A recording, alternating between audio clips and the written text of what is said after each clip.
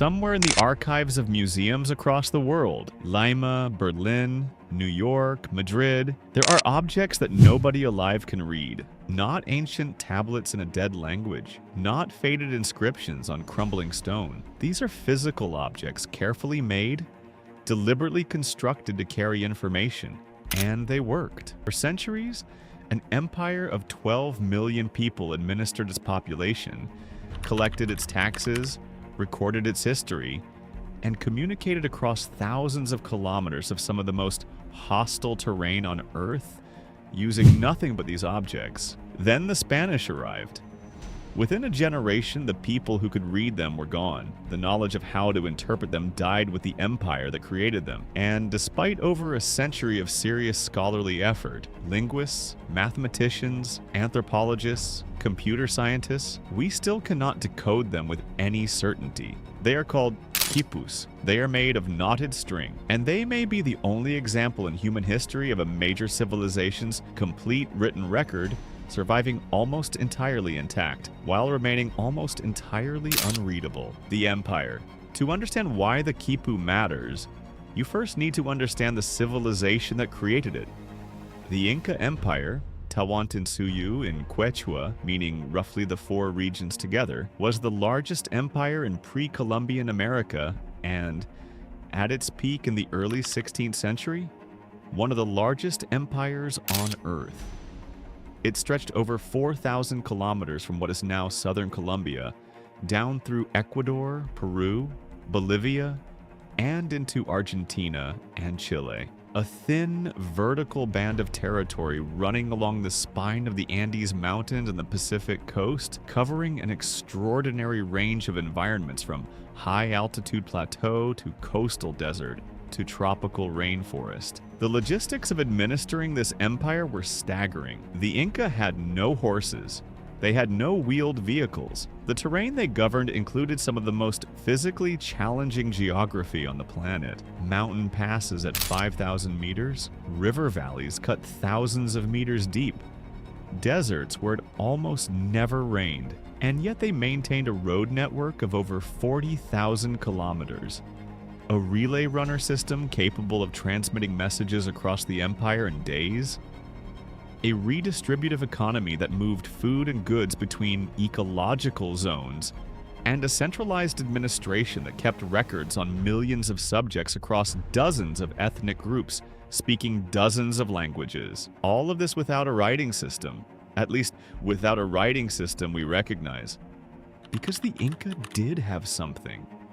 Something they used everywhere, for everything, carried by every administrator and record keeper in the empire. Something so ubiquitous that when Spanish chroniclers first encountered them, they immediately understood these objects were important, even if they couldn't figure out how they worked. The Khipu, the object. A Khipu, the word means knot in Quechua, is at its most basic a length of primary cord from which hang dozens or hundreds of subsidiary strings. Those subsidiary strings bear knots, individual knots, clusters of knots, knots of different types, tied at different positions along the string. The strings themselves vary in color, fiber, ply direction, and attachment style. Some quipus have subsidiary strings that themselves bear further pendant strings, sub-subsidiaries hanging off subsidiaries, creating branching hierarchical structures that can run 3, 4, or more levels deep. The largest known quipu has over 1,500 pendant strings. The smallest are simple enough to hold in one hand. Most surviving examples are made from cotton or wool, camelid fiber from llamas and alpacas,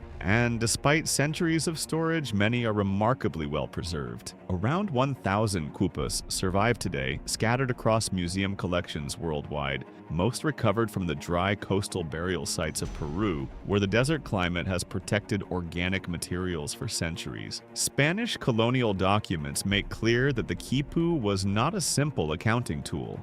It was used by a class of specialists called Khipu keepers, who were trained from childhood in the creation and interpretation of these objects. Chroniclers described them recording census data, tribute lists, calendrical information, astronomical observations, legal disputes, historical narratives, and poetry. One Spanish administrator, frustrated by his inability to understand them, noted that the Khipu could read back records with the same fluency and precision as a European reading from a written page. This was not an abacus. This was not a simple tally system. This was, by every account, a complete and sophisticated recording technology, one that an entire civilization depended on for everything from tax collection to the preservation of royal history. And we cannot read it. The decipherment problem. The decipherment of the Khipu is one of the great unsolved problems in the humanities, and it is difficult in ways that make other famous decipherment challenges look straightforward by comparison. When linguists tackled Egyptian hieroglyphics in the 19th century, they had the Rosetta Stone, a single text written in 3 scripts, 2 of which were already understood, providing a direct translation key. When Linear B, the ancient Mycenaean script, was decoded in the 1950s, researchers had a large corpus of texts, and eventually the crucial insight that the underlying language was an early form of Greek, a known language that unlocked the symbols. With Quipus, researchers have neither of these advantages. There is no Rosetta Stone. Spanish colonial authorities, suspicious that Quipus might be used to preserve pre-Christian religious practices, ordered the destruction of thousands of them in the 16th century. The Khipu, the trained readers, died or were killed within a generation of the conquest, taking their interpretive knowledge with them. No bilingual document, no translation key, no colonial-era explanation of the encoding system has ever been found. What researchers do have is the objects themselves, and partial knowledge of what some of them contain. The numerical system is partially understood. Certain knot types correspond to numerical values in a base 10 positional system. A long knot of 4 loops represents 4, a figure 8 knot represents 1, and the position of a knot along the string represents its place value, just as the position of a digit in a written number determines whether it represents ones, tens, or hundreds. This part of the Khipu makes mathematical sense. Researchers can identify quipus that record census figures, tribute quantities, and inventory counts with reasonable confidence. But numerical quipus account for only a fraction of the surviving corpus. Many quipus contain structural features, color sequences, ply directions, attachment variations, spatial arrangements that appear to carry information but do not correspond to any numerical logic researchers have been able to identify. These are the narrative quipus, the historical quipus, the quipus that the Spanish chroniclers described as containing poetry and royal genealogies and law, and they remain completely opaque.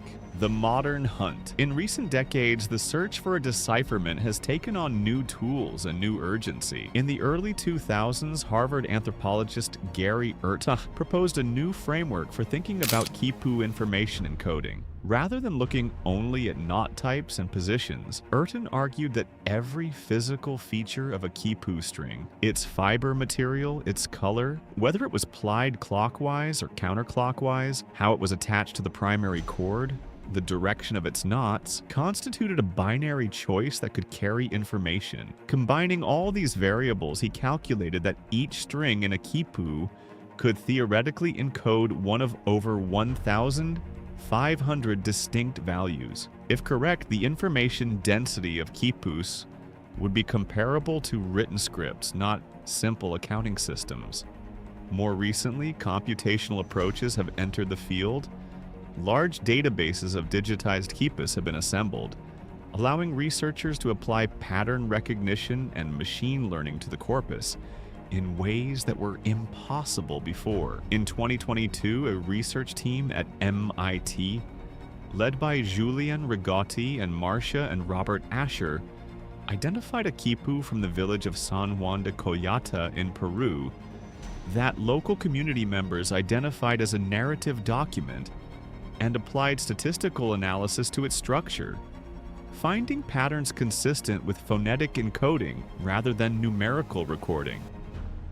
It was one of the first pieces of evidence that quipus might encode sound, that they might be, in the truest sense, a writing system representing spoken language, rather than a purely logographic or numerical system.